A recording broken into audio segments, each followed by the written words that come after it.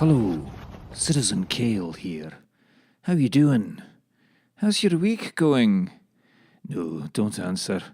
I'm not really interested. I was just trying to make small talk. I'm not good at small talk. I prefer big talk. Anyway, talking about small things, we have a special guest today. It's my nephew, wee Kale. How you doing, son? Not very well, actually, Uncle Kale.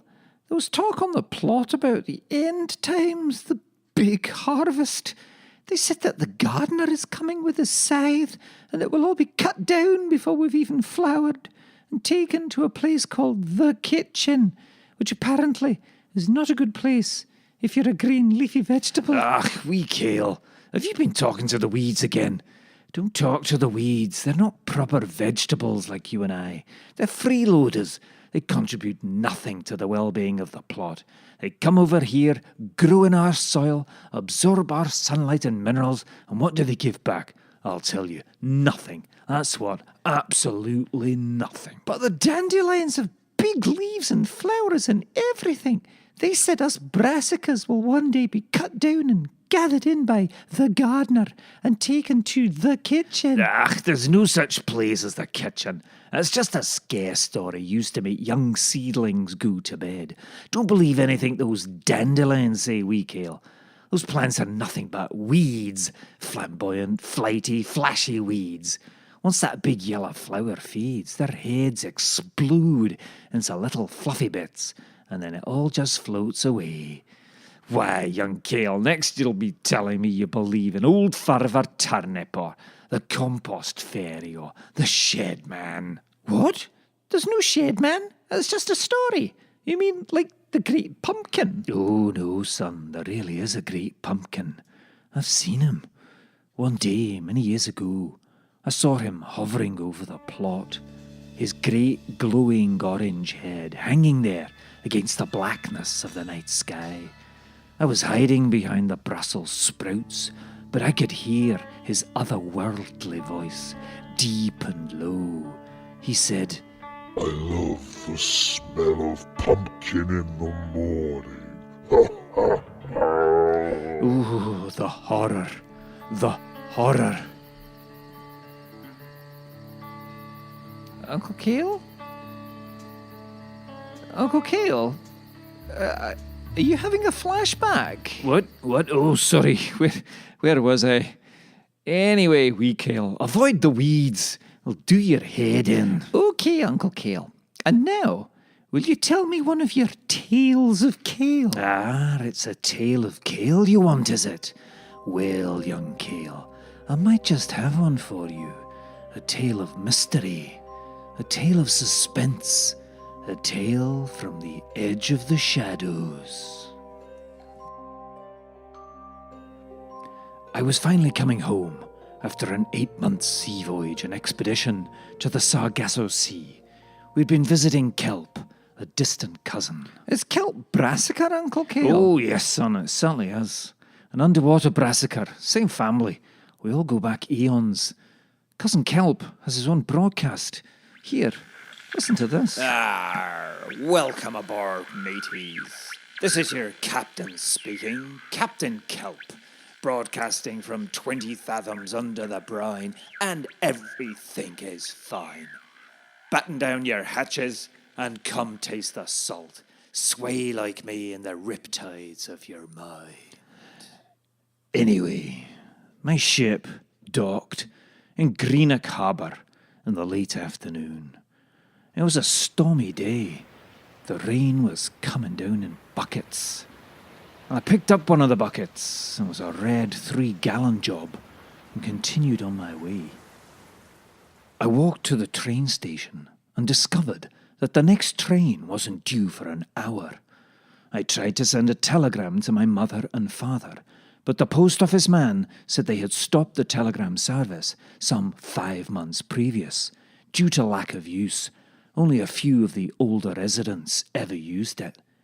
I decided to walk. I had to get home that night because I knew it was the night that Mother made her famous oatcakes. Old Mar Kale's oatcakes were the toast of the valley. What, the oatcakes were toast? No, they were oatcakes, and what oatcakes they were. It was also St. Thistle's Day, and on that one day of the year, my mother would make chocolate chip oatcakes. Ooh. Oh, indeed, young Kale.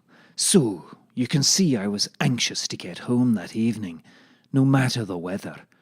It was a walk of some 5 miles, not a journey to be taken lightly, particularly as it would mean going through the wild wood.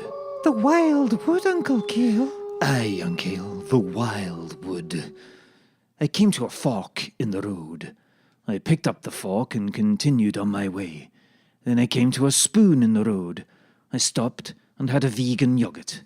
It's like a normal yogurt, except there's nothing in the pot except good intentions and hot air. What does that even mean, Uncle Kale? I have no idea. Okay, fair enough. The road diverged into 2, but I couldn't remember which one to take. The high road or the low road?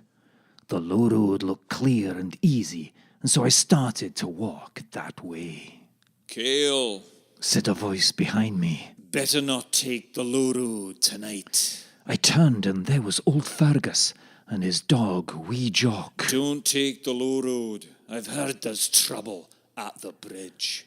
Then, Fergus, I must take the high road. Then you will have to pass through the wild wood. The wild wood? Aye, the wild wood. But I must get home, Fergus. It's oatcakes tonight. Then let me and wee Jock guide you, Kale. Jock barked enthusiastically. That's very kind of you, Fergus. And so we set off. I think the Lord was sending old Fergus, and I followed where he led, knowing well without his help that I'd be good as dead. Fergus inched along this way and that, going rough and slow, and I could hear the water a-lapping at the ledges far below. Oh, that's very good, Uncle Kale. It's nice, isn't it? That's Jim Reeves, you know. Fergus and Jock guided me through the treacherous woods, around the deadly hidden marshes, avoiding the numerous open mine shafts, the ferocious badgers, the nasty pointy sticks, and the temptations of a well-reviewed but outrageously overpriced gastropub.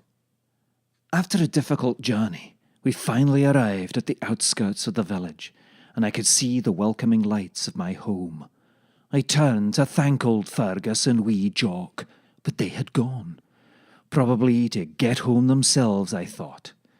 I entered the warmth of my family home. "Hello, Mother. Hello, Father. It's me, Kale. I'm home," I said as I walked into the kitchen. The expression on their faces was a strange mixture of happiness, relief, and shock. Kale, is it really you, son?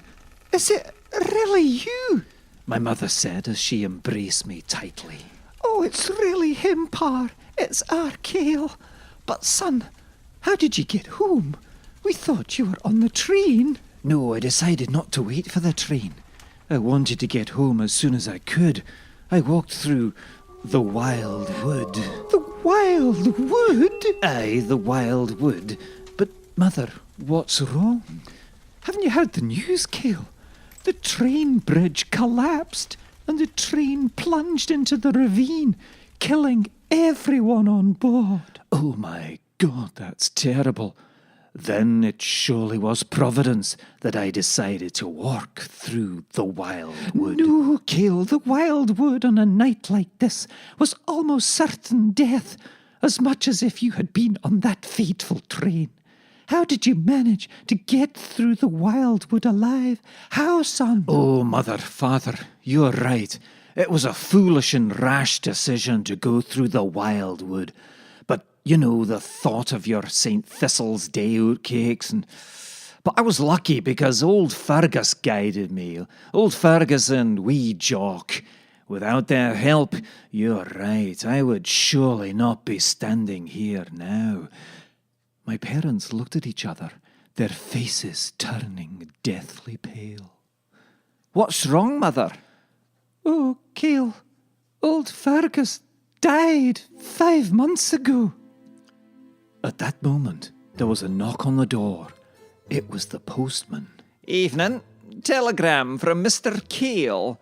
I'm very sorry, but actually this telegram is really late. We found it this afternoon down the back of the fridge. It was actually sent 5 months ago. In fact, this is the last telegram we ever accepted at the post office. I opened the envelope. It was from old Fergus. Welcome home, Kale. Mind how you go, son. Wee Jock says, woof.